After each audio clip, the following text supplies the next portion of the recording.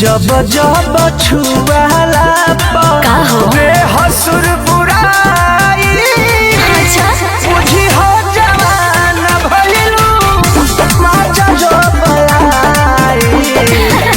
जब जब छुआला बात पगला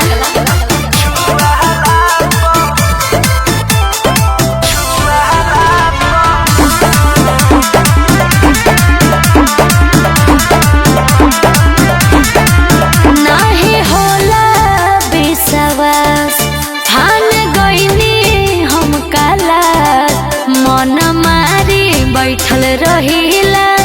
कब होई गाड़ी पास बोला कि देह तोरा रही ना बस में हो जहिबू दूसरे के कस में कि पानी पानी हो जइबू जान गरमी बढ़ी नस नस में कहिया ले लइका वाला बोझ जब जब छुआला हसुर बुराई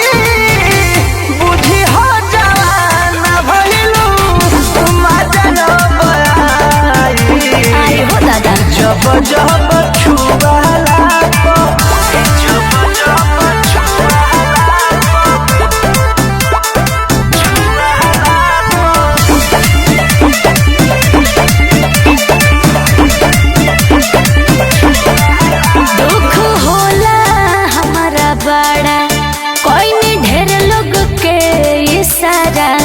अभी केहू नहीं फसल करी कैसे हम गुजरा तू सब कुछ सीख जाइबू हो ए जानो परीख जाइबू हो मिल के छोटन मनी से कुछ सीख जाइबू हो परमुध के प्यार हमारा कबले भेटाई सुना जब जब छुआला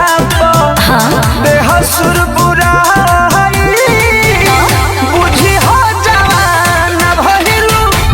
महज जब आई जब जब